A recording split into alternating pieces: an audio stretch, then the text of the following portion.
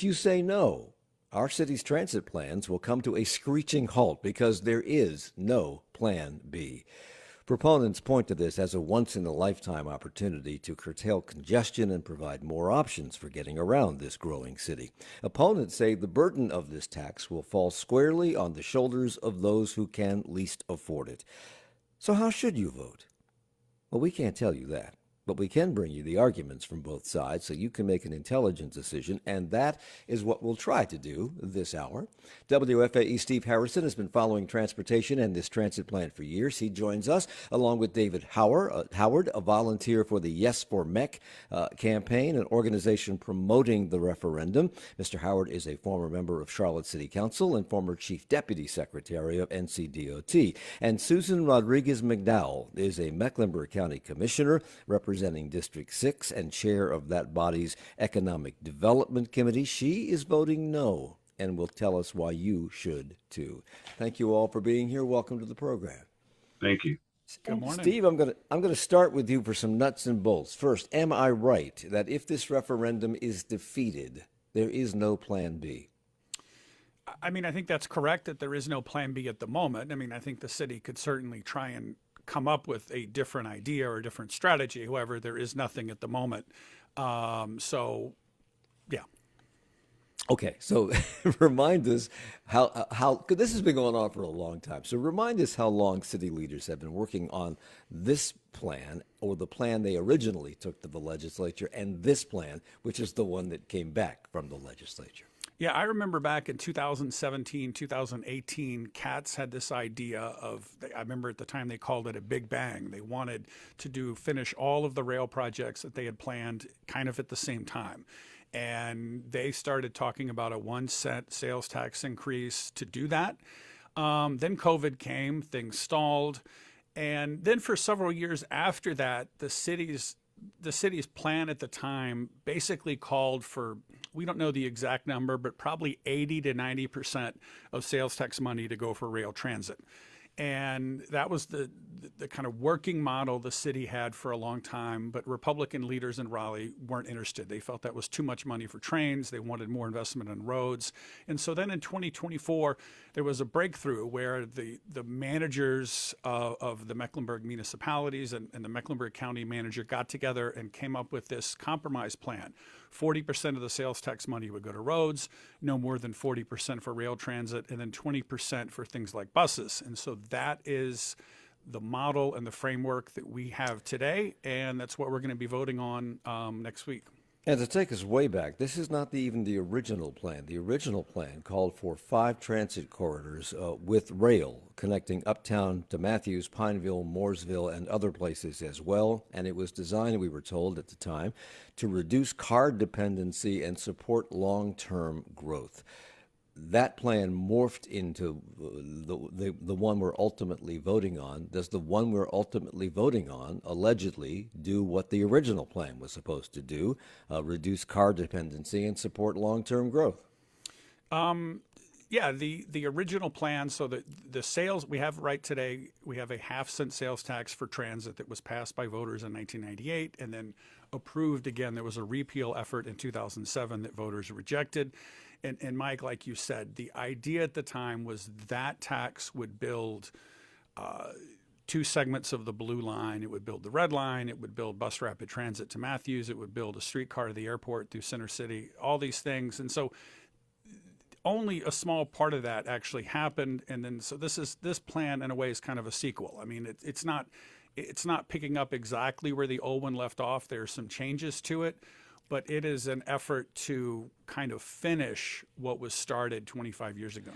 So if voters say yes, not everything will start the day after we say yes. This money will flow into various pieces of the plan over 30 years, approximately $19.4 billion with a B, billion dollars over 30 years, and the sales tax on most items will increase by 1% from 7.25 to 8.25%. They say the average household would spend an extra $20 a month or $240 a year, and the city of Charlotte estimates that lower income families would spend $11 more per month because of the sales tax increase, or about $132 more every year. We would not pay this extra tax on gasoline or medicine or on most food. So take us through this plan, what this plan will provide if the referendum is approved by voters. What do we get? Well, I think that the biggest thing that people would see right away, the kind of easiest thing to get started would be this money, the 20% of the money set aside for buses. That's a pretty easy ramp up period. I mean, you can buy new buses and hire new drivers. And the plan is to have 15 bus routes have service every 15 minutes. All the other routes would have a bus come at least every 30 minutes. They would expand this idea called microtransit, which is CATS's attempt essentially to compete with Uber and have door-to-door service. That, I think, would happen pretty quickly. I mean, I think you would see some changes and improvements in the first year or two. In terms of the train piece, the law that was passed, the PAVE Act, mandates that the red line go first and that 50% of the red line has to be built before any other rail project can get started. Now, I will say the key piece on the rail transit is that CATS is banking on receiving about $6 billion in federal grants to make all of this work. But the grants are competitive. They're not guaranteed. It's not that, we apply and we automatically get the money. And so that will be a critical moment in this plan in 2 or 3 or 4 years in terms of how much money the red line gets, if it gets any money at all, because that will impact the entire rest of the schedule. The red line is the line, the commuter trail, a train from uptown up through Davidson and in toward Mooresville. That is not scheduled to open until 2035. That's 10 years from now. What's the plan in terms of getting it to 50% if everything else rests on getting it to 50%?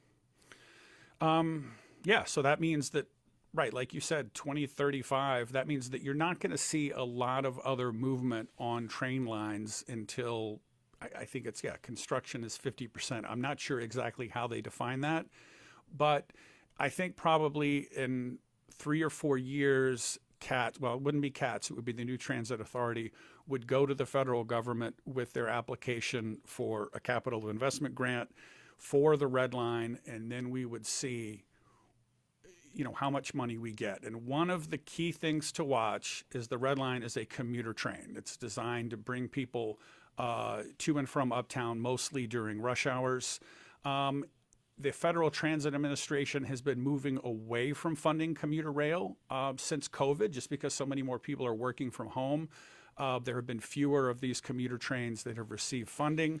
So again, that would be a critical thing to watch in terms of, do the numbers work out for the red line? And what do we know about the Trump administration? Because a lot of this depends on the federal government. The Biden administration was probably the most train-friendly administration in recent history because Biden took the train everywhere when he was in the Senate and has an affinity for trains. I'm not sure how Donald Trump feels about this. At one point, Tariq Bakari, former city councilman, was in the command structure at the Department of Transportation. He's no longer there. What do we know about how they feel about all of this? Yeah, the FTA under President Trump, I do not think has put out its detailed rules or guidance on the things they're going to be looking for when they award federal money. They have said at kind of the top level that safety is going to be an incredibly important metric that they were going to look at. And this happened months before the murder of Irina Zarutska on the Lynx Blue Line here in Charlotte. So this was something that really from day one in the Trump administration, they were very focused on, this idea of transit systems have to invest in safety. And of course, that's still an issue that's hanging over CATS with multiple investigations from the federal government as to, how much they've spent on security and has it been effective. So I want to bring in David Howard, volunteer for Yes for Mech, and Susan Rodriguez-McDowell from District 6 in the Mecklenburg County Commission. He's in favor, she's against. Tell us why, David, we should vote yes. First of all, Mike, thank you for having us on. You kind of led with it, which is the fact that this region is growing exponentially.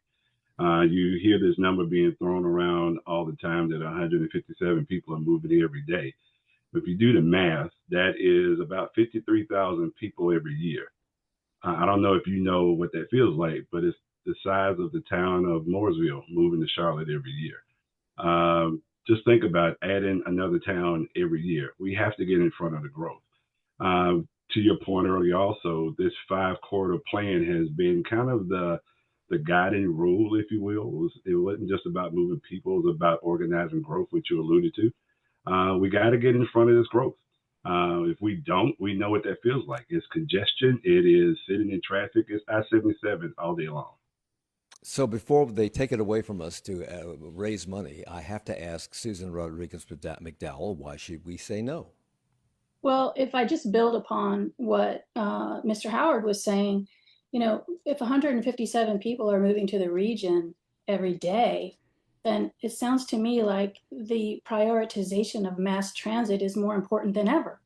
And this idea that we're just sort of, relegating it because the General Assembly doesn't like mass transit, to me means this isn't the right plan for us.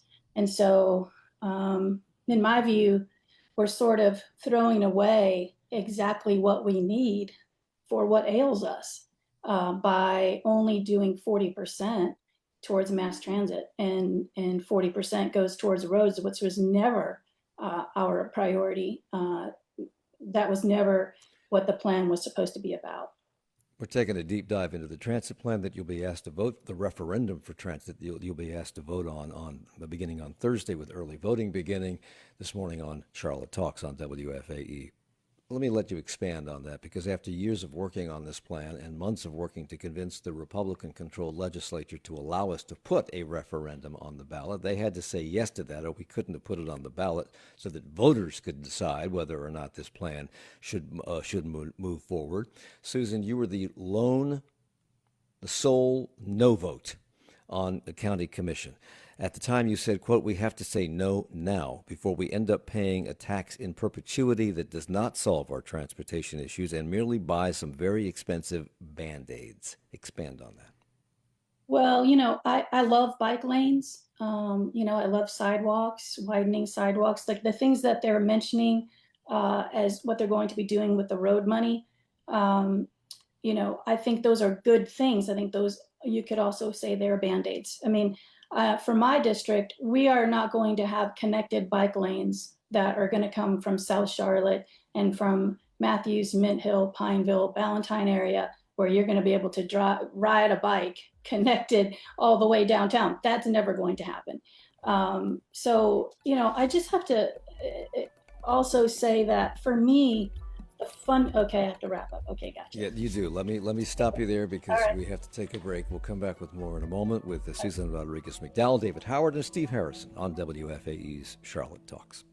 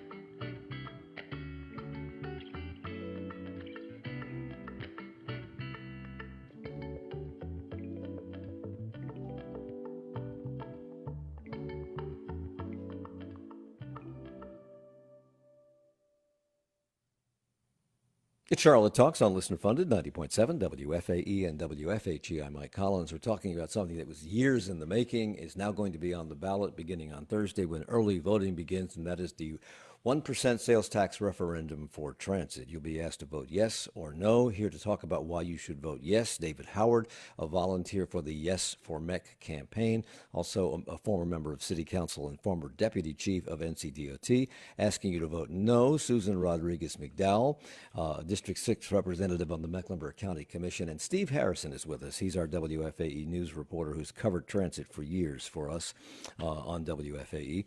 David, this current plan that will be funded by the referendum is a mere shadow of the former plan, the original plan, as we have said. Does this current plan, in your mind, accomplish the same things? Will it reduce dependency on cars? Will it improve regional connectivity? Will it support long-term growth? Sure. I want to answer your question, but I'd love to go back to the state conversation you were having with the commissioner as well. I think it's still kind of the same plan, Mike. It's still guidance. We're still working on the 5 quarters. The things that may have been beefed up since that original plan back in the 90s would be a larger focus on buses. And we're talking about these new technologies that have emerged over the last 25 years, like microtransit. But I think it's kind of the same plan. I mean, Steve mentioned earlier it was supposed to be a streetcar out to the airport, and now it's light rail. Some of the technology has changed, but the 5 quarters, we've not gone away from almost at all. The only thing I'll go back when you asked the commissioner about the state is, when I was chief deputy secretary, I was over all of the other modes of transportation, including public transportation. And I can tell you that this General Assembly has always asked for balance. That's what they asked of us at NCDOT. And I think that's what they're asking of Charlotte right now with this plan. I mean, can you get around with just rail and buses? No. You're still going to have people that want to get around in cars. And I disagree with you, Commissioner. If you've been to Europe, you know that if you have a well built out bike system, you can go anywhere you want to. I don't know if you've ever been to Amsterdam, but they ride bikes everywhere. So, I mean, this is about mobility and bringing opportunity for people to have access to jobs and other things throughout the whole county, Mike. So, and Susan, I think it's still the original plan. Susan, 157 people, as David mentioned, move here every day, allegedly, and they bring with them cars, and they use those cars, and we are already talking about congested roads. Is that why you say this plan does not do what it should do? Because it's 40% of the money is going to roads, 40% is going to rail, and 20% is going to buses. Well, cars and buses use the roads. Right. Right. Well, and, it's not really about, I feel like there's a little bit of, smoke and mirrors here when we talk about roads. Like, they're not going to add roads, which I'm actually glad they're not adding roads. I don't believe that we should add more lanes, more roads, because the more roads and lanes we have, the more they'll clog up with more cars. So we have to transition to a different kind of transportation. And so that's what I think, we really need to do. But what I think that this campaign and, these talking points are saying, they're sort of appealing to people's desires in Charlotte, but that everyone feels we're spending too much time sitting in our cars in traffic, right? And so this sort of says, hey, we're going to cure that with this 1% sales tax increase. And I just don't buy it. I don't buy that it's going to do that. I think that's what everyone wants to hear, but I don't think that this is the remedy to that. Susan, proponents of this plan, and I'm going to paraphrase here because I don't remember exactly what was said, to not let the absence of perfection become the enemy of progress. In other words, this may not be everything we wished for, but it's something. And if we do nothing, we may not have another shot at this for decades. What are your thoughts on that, Susan? Yeah, I think I kind of think that's BS. I mean, whenever someone says this is it, Austin had three times trying to get a 1-cent sales tax increase before it finally happened, and that's because people weren't sold on it, because the plan wasn't right, because people will buy in if they think it's a good plan. And in my view, this is not a good plan. And I think people know it's the better than nothing plan. And so whoever wants to vote for a better than nothing plan, it doesn't have very big vision. In my view, I think we need to get back to the table I don't think we can say, well, if this fails, that's it, it's over. No, you get back to the table and you keep on working.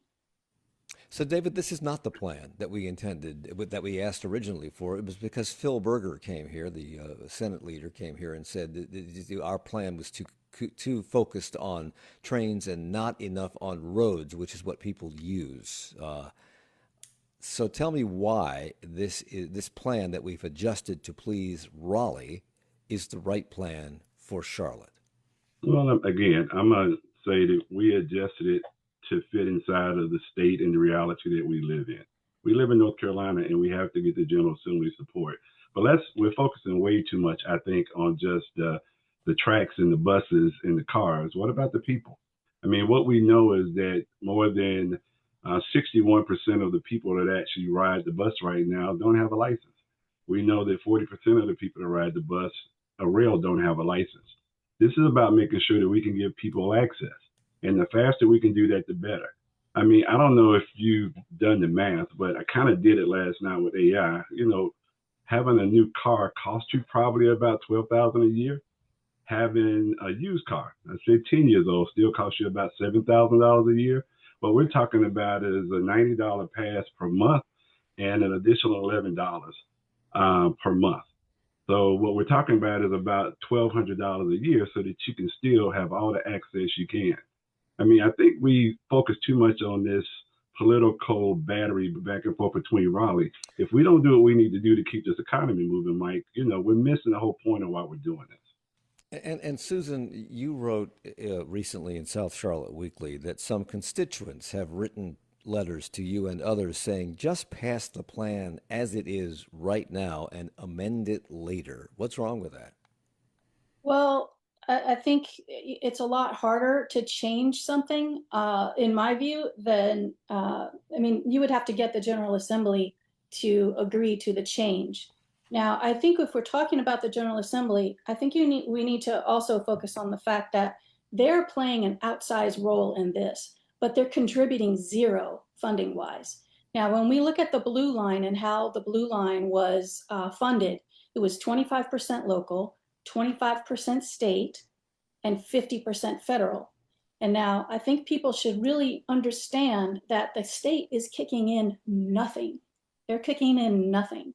And yet they have all of this power to say what we need to include in our plan.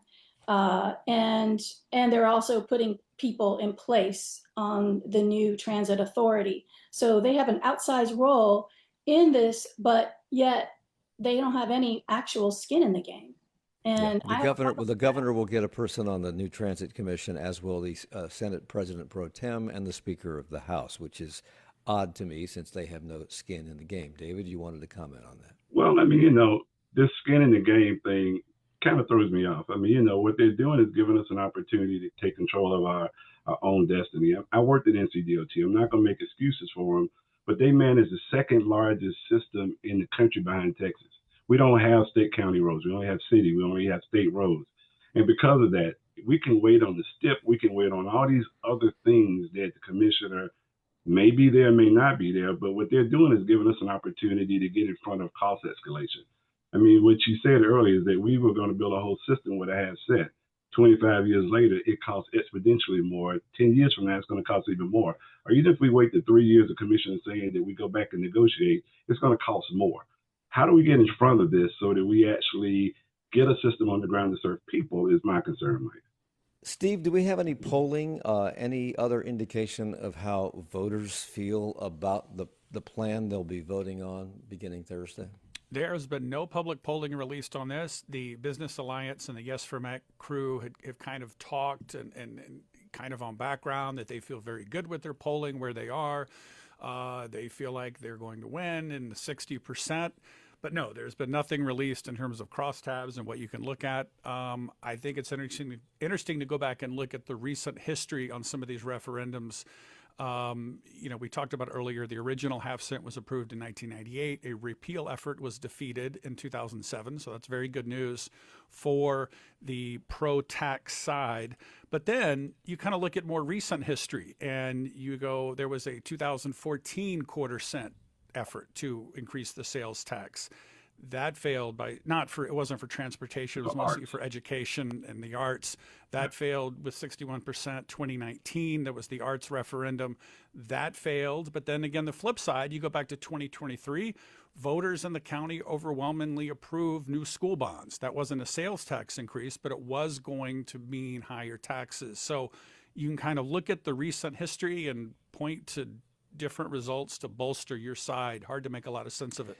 You've done, Steve, a lot of reporting on public transportation over the years. You've pointed to declining ridership, which was a reality following the pandemic, not just here, but nationwide. You've noted that with the toll lanes, the new toll lanes, the relatively new toll lanes on I-77 north of the city, it is likely to be faster for commuters to use those lanes than it will be to take the Red Line commuter rail train that will become a reality with the passage of this referendum. But this plan isn't just about CATs or links or buses or rail. It's also about bringing money to local municipalities to spend as they see fit on roads and infrastructure for transportation. So talk about that.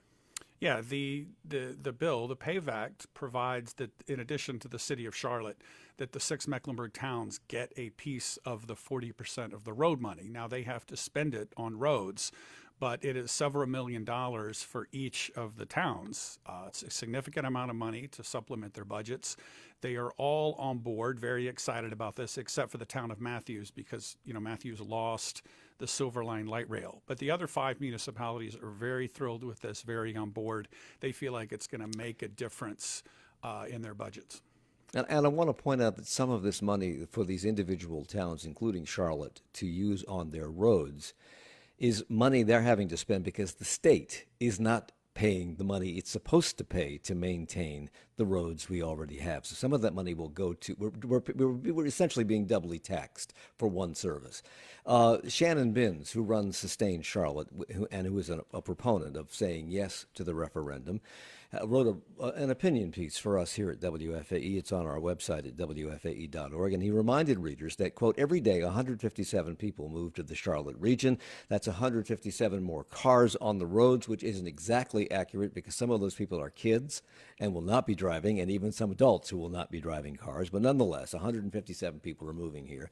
But it does mean additional cars, and it does mean more families depending on a transportation system already stretched thin, David. So if people vote yes, how will that change? How quickly will that change? How will a transit rider or a person needing to get from point A to point B notice it? Well, Steve kind of explained it earlier. The thing that happens right away is the better bus plan. So that is buying more buses, that is hiring more people. The micro transit is either buying vans themselves or contracting with other people to do it. So all of that happens pretty fast. I am not going to sit here and tell you, just as Steve said, the red line, the silver line, all those have to go through, the process of the federal approvals and other things that need to make them happen.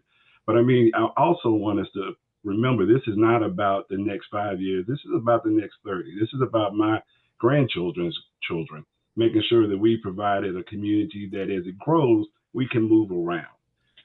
You mentioned the state and being double taxed. I will say that the legislation did say that nothing changes about the projects that we get out of the STIP every year. What this does, it gives us an opportunity to accelerate in an urban area projects that take too long to get through the state. So we are not going to lose the money that we get from the state. That still lines up. They can't take it away. They can't replace it. Matter of fact, we can't replace the transportation we normally do. Except that my point was that they're not doing what they're supposed to be doing in terms of maintaining the roads. If you've driven on Charlotte's roads, you know that is the case because they're terrible. The roads here are terrible, and that's because they're state maintained and they're not being maintained. Susan, we've often been told that if we had the money, we couldn't build enough roads and we couldn't build them fast enough to effectively reduce future congestion and gridlock, and that if we don't act now, we will likely kill the goose that laid the golden egg. People are coming here because it's a great place to live, but if it's so congested you can't move, it's no longer a great place to live. So why does that not temper your admonition that we should vote no on this? This does something. Sure, it does something. And, everything is a judgment call, right? In my view, we're not getting enough to actually help. It's not the right medicine for our ailment. And so I don't think just taking medicine that doesn't cure the disease is what we need to do. And to me, it actually precludes us from doing what we need to do. So, I just wanted to say also about what you were saying about the state roads, about the state money. The towns will use that state money, that money that they're getting to help get their projects prioritized.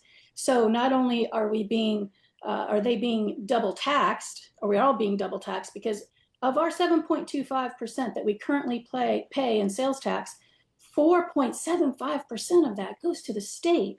And every single person in Mecklenburg County that pays property taxes needs to know that every year, Mecklenburg County is paying $464 million to supplement the things that the state is not funding, such as education, such as our courts, such as mental health. We're just going to be adding transportation to that, in my view, with this. We're talking about the 1% sales tax for transit referendum that will be on the ballot beginning on Thursday with early voting on Charlotte Talks on WFAE. You are not alone, Susan, in opposing this plan. Former Charlotte Mayor Jennifer Roberts, former City Councilman Braxton Winston, the Reverends William Barber and Ricky Woods, as well as community activist Robert Dawkins, all oppose the referendum, mainly because they say sales taxes are regressive, meaning they apply equally to everyone with no weighting against income levels, so that they will hit the poor the hardest. But won't lower income people also be those who benefit the most? They don't have the cars. They need the public transportation. This will improve public transportation. Doesn't it balance out? Well, in my view, this is we don't see the ridership projections, right? We don't know. This is like at best a 2020 approach to our transportation needs. So is it really going to help that many people? We don't have the studies. We don't know, based on post-pandemic workforce and the changes that AI is going to bring. We really need to evaluate this plan and make sure that it's actually future tested by experts. I feel like this plan, to me, is sort of a better than nothing, hurry up and do But something plan. I have 10 seconds, Susan. The original plan had a lot more rail in it. Rail's permanent. So if you're talking about technology changing, that wouldn't have changed over the years. Rail is there to stay.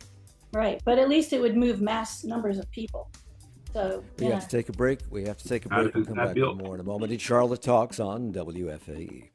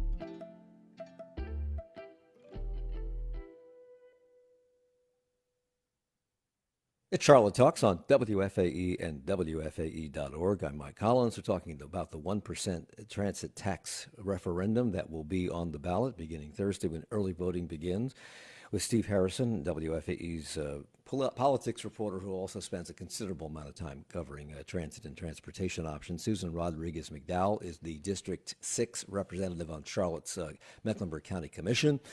She's urging a no vote on this. David Howard, a volunteer for Yes for MEC, the organization campaigning for you to get to vote to yes, is obviously here to advocate that you vote yes for this.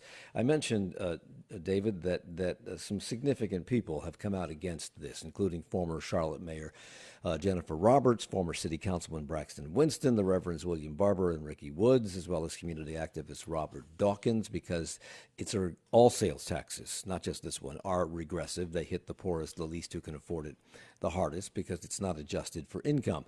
On the yes side, on the proponent side, some other significant figures, including Governor Josh Stein, former Mayor Harvey Gantt, former U.S. Transportation Secretary, and former Mayor Anthony Fox, including some Republicans on and off council, and the Black Political Caucus. Why are they supporting this? Because, I was going to bring those names up. And let's go to the regressive thing real quick. I'll just make a quick statement about it. I think it's a regressive mindset to require people to need a car to get around a city too. If Charlotte's growing, and I told you the math earlier, if it costs anywhere between $7,000 to $10,000 a year to maintain a car, that is gas and maintenance, and if you have a payment, the difference is maybe $1,200 a year if you get a bus pass and ride it all day, every day for a year. That's what makes more sense. The regressive part is actually saying we're not going to provide you access to, the jobs and to the healthcare and to the education, but we're going to almost make you have to have a car and spend even more money. So let's not leave the regressive part without that. But I think people like, I served locally on city council, planning commission. I even served in Washington with Anthony at Federal Highways and, of course, at the state. Both of us know that it's hard to get funding to do any of these things. So, this idea that you actually kind of say no to an opportunity to control your own destiny is something that we saw cities across the country trying to make sure they could actually do themselves. This is a great opportunity for us to do that. And I think that's what all those people recognize. Steve mentioned the federal money we want to go after. You don't get to go after the money if you don't have the local match. So, we don't even get to be in the game if we don't have the funding to do the things that we're talking about doing. So in the opinion piece you recently wrote, Susan, in South Charlotte Weekly, you say that the funding as laid out in this plan pushes the cost away from federal and state funding, which is how these things have been normally funded in the past, and onto the backs of people, 70% of which are living paycheck to paycheck, while at the same time, the GOP in Washington has passed this big, beautiful bill that continues tax breaks for corporations and the wealthy, while the GOP, these are your words, while the GOP-controlled legislature has a stated plan for getting the corporate tax rate to zero by 2030 and shifting more of the burden of roads on to us, the citizens, while massively underfunding NCDOT. That's what you wrote in Charlotte Weekly. Right. Okay, but couldn't it be argued that this is what people want? People voted for our Republicans in Raleigh. People voted for the Trump administration. Isn't that what they want? And therefore, if that's what they want, say yes to this and move on. I don't think that's what people voted for. I think people voted for lower costs. They thought they thought they would get some sort of break on inflation, but what they've got is more inflation. And so I think the opposite of what people wanted is what they've actually gotten. So I think I appreciate you reading all those words that I still stand behind, that pushing the cost onto individual taxpayers is not the answer. For us to celebrate the idea that we get the opportunity to tax ourselves, triple tax ourselves to get something done, to me is just so misguided. I can't understand why anyone would would agree to pushing costs down to paycheck people while the corporate tax rate is literally going to zero. So in your mind, which is the bigger reason to say no? The fact that this is regressive and it affects the poorest among us the hardest, or that it won't solve the problem the original plan was designed to solve? Which is the bigger bugaboo for you? I feel like it's not a binary thing for me. It's both. It's both. For me, it really gives me heartburn, this whole funding thing, for sure. But the economic climate to me is just terrible, especially when you look at the big BS bill that's come through. When you look at the fact that you mentioned before that we've approved the bonds for schools, Now, I'm proud that we've done that, but that is going to, has baked in property tax increases with that.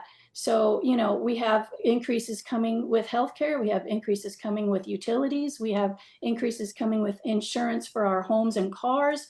So, you know, to add this sales tax on top of that with a plan that, in my view, doesn't actually solve our problems, you know, to me, it just, I can't support it. So, proponents, David, of this see this as a driver of future economic growth. That was certainly true of the Blue Line. The Blue Line literally created South End City, yeah. and revitalized other areas, which raises the tax base. Will we see something similar with the addition of the Red Line to the northern towns, or the way the Silver Line is currently configured, partially by rail, partially by bus rapid transit out to Matthews? Well, of course we will. And it's not just in Charlotte. If you look at fixed transit investments across the country, it's done the same thing. So I think that's coming, but probably more importantly is that the investment brings jobs. I think the stats that I've heard is that for every $1 billion spent in an economy, you get 50,000 jobs. I mean, you know, a lot of what ails this community, Mike, is making sure that people have access to jobs. They have access to health care. I think this whole double tax regressive is kind of regressive to not give people opportunities to get out and get around, to make sure that they can access all the opportunities that we're talking about. And in a lot of ways, this whole, you know, what's going on in Washington, we're talking about 3.5 more years. What we know is that every time something changes, we'll see probably 7 new administrations in the next 30 years. You don't plan for what's there. You plan for the way that you need to grow your community. You plan around the trends that have always been, and the federal government has traditionally participated. There's no reason not to think that. And I think anybody who wants to change Raleigh should go run for office. I mean, we need y'all to run for the General Assembly, because, I mean, what we have right now is what we have. So, I mean, you know, and this is what you work with. And if we get a better situation in the future, we'll go back and we'll do it again. But doing nothing and waiting for the perfect is not how you grow a city. Steve, Matthews Mayor John Higdon has complained bitterly about the decision not to bring the Silver Line train into his town. Originally, it was to have gone from Belmont in Gaston County, past the airport, through uptown Charlotte, and out to Matthews. When the northern towns said they were not going to support this tax plan unless they got the Red Line, because they didn't get it the last time, everybody was a Twitter about this. It put the brakes on everything. Why isn't this opposition in Matthews having the same impact? Because it was really Matthews versus the rest of the county. Everyone in the county, the other 5 towns, the county, the city of Charlotte, kind of banded together and said, look, this is the plan we've agreed on. This is what we are sticking to. And so Mayor Higdon back in 2024 made some efforts to try and get them to change the proposed funding split to put a little more money for trains. Maybe it's a compromise with Raleigh, a little more money for roads, et cetera. He kept trying to kind of get them to open up and change a bit, but there was really solidarity among everyone else that, like, this is what we agreed to. We are not deviating from the plan. David, Mayor Higdon says that bus rapid transit doesn't work anywhere in the country. Is he right or is he wrong? No, he's not right. He's definitely wrong about the fact that it moves people. I mean, what he's talking about is the economic development benefits that come from fixed rail. I get that part. So, I mean, I don't think anybody involved is not intended to make sure that Silver Line goes beyond Bojangles and goes all the way out to Matthews. That's not on the table. I think anybody involved will tell you this is a long-range play on making sure we have a regional plan. But back to the Red Line, Mike, the only reason the Red Line didn't get the wheels that it needed was because of the negotiations with Norfolk Southern. I mean, I touched that when on the Planning Commission, the City Council in Washington and Raleigh, and actually getting Norfolk Southern to a point where we could use their right-of-way has taken this long. It wasn't necessarily just cost. So, and Steve is going to correct me on something, so he won't let me finish. So, Steve, am I saying something different? I was at the table, so I'm telling you, it was negotiation. I mean, yes. I mean, there was the city did not have the ability to build the Red Line for many, many years until I guess it was 2023 when Norfolk Southern agreed to sell the tracks. But in a way, it was kind of a moot point because after the Blue Line extension was built and opened in 2018, Katz was out of money. So you've got a situation today where the city of Charlotte owns the rail from uptown to, the entire red line, and it can't be built because there's not enough money. There's not enough money today. You're leaving out the recession. The recession had a lot to do with some of this too. The Great Recession did drive down sales tax revenue significantly, but it roared back around mid-decade, 10, 12, 14 years ago. The tax now generates the same amount of money it was projected to. So, I think the recession was 18 years ago. I think the key thing that's just to remember is that the big plans from the 2007 referendum on transit weren't fulfilled. And a big reason, part of the reason is the recession, but part of the reason is that CATS overestimated how much its ability to pay for these things. Susan, I know you want to get in on this, so go ahead. Well, I just wanted to mention that, you mentioned the BRT and Mayor Higdon talking about that not being a good solution. And there is no example, there's no plan, there's nothing about an actual BRT to Matthews, which would have a dedicated lane. Like that is what the gold standard of BRT is. You have to have a dedicated lane, and there's nothing about that in this. I've seen nothing about having a dedicated lane. So I think you're right. I think you're right that this is about economic development. It's about transit-oriented development, and it's about, if you look at who is going to be on the MPTA, I think that's going to be really important that we make sure that things are equitably, investments are made equitably. And I'm concerned about how the blue line extension to the south is being more prioritized than extending the silver line further. The MPTA, by the way, is the Metropolitan Transit Authority that will be created by saying yes to this referendum, which has members on it appointed by the city of Charlotte. I think city council has 12 votes on that, who gets on, 12 members they can appoint. Each of the towns have one. The governor has one. The state senate has one. The state house has one. Charlotte city partners have several. It's an odd makeup of people being appointed by various different bodies. Susan, this 40% for roads, which is mandated by the PAVE Act, which is what we're voting on, is actually one of your key objections. You have said that 40% for roads was never part of the plan until mandated by the state GOP and became key to getting something passed, with the notion that something is better than nothing. But it won't solve, you say, our transportation issues. So you say we'll be stuck in gridlock.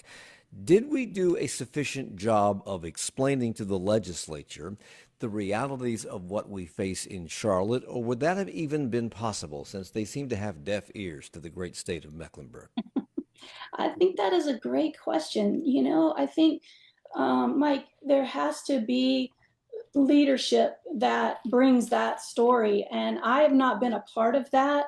I don't know if the mayor, I don't know if the city, because, the county doesn't really do transportation. That's not our thing. So it's more of a city focused thing. But I can't speak to whether or not anyone went on any kind of mission to try to change minds at the General Assembly. But I can say that, when you're working with a legislature that is basically our way or the highway, I guess I didn't really mean for that pun to come out, but it did. I understand how difficult that it would be, but in my view, we can't give up on that. There has to be, people are changing in the legislature. Like we have a new speaker, right? This, not new anymore, but he has been new since Tim Moore is the one who said you have to focus on roads. Phil Berger has a challenger.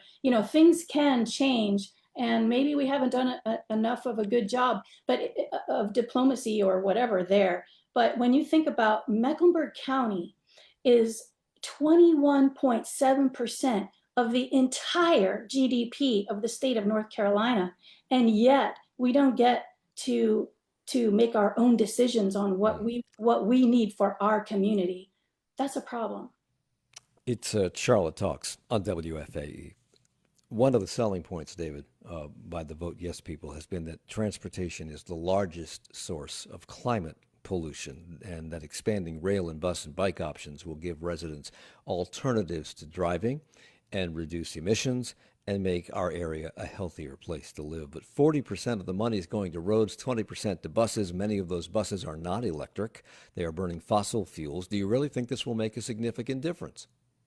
Every car you take off the road makes a difference, Steve. So, I mean, if you're riding on a bus, and buses are more and more becoming electric. I think CATS has a number of them on the road already, and that is the new technology. You know, you're definitely going to help that. But beyond even the environment, don't forget again about, the people. I mean, the people that need it. The Chatty study told us when we were 50 out of 50 that transportation has emerged as one of the main factors of helping people to get access to ways to improve their mobility in our community. And I mean, their upward social mobility. So, I mean, there's other benefits. There's economic benefits. There are a lot of benefits. I hear the music, so I was going to talk about the state, but I guess I can't. So, if you can do it in 10 seconds, yes. But you it's a Republican state. We got what we got. Run. Okay. And we need help now. David Howard is a volunteer for Yes for MEC, the organization asking you to vote yes on the transportation referendum. Susan Rodriguez-McDowell, member of Mecklenburg County Commission, asking you to vote no. Steve Harrison is a reporter for WFAE News. Make up your own mind. Thank you for the hour. Thank you. Charlotte Talks is a production of 90.7 WFAE. Support for Charlotte Talks comes from Mazda of South Charlotte. Our executive producer is Gabe Altieri. The senior producer is Sarah D'Elia. The producer is Chris Jones. For more information on Charlotte Talks, to listen to past episodes, or to subscribe to the Charlotte Talks podcast, visit WFAE.org/Charlotte Talks.